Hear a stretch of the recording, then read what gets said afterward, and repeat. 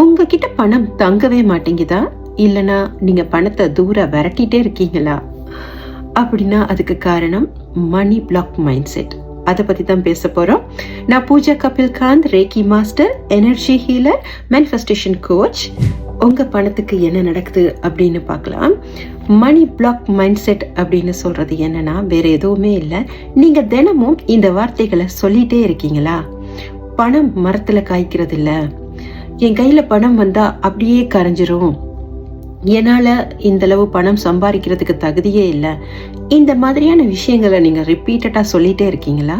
அப்படின்னா அதுதான் மணி black mind set.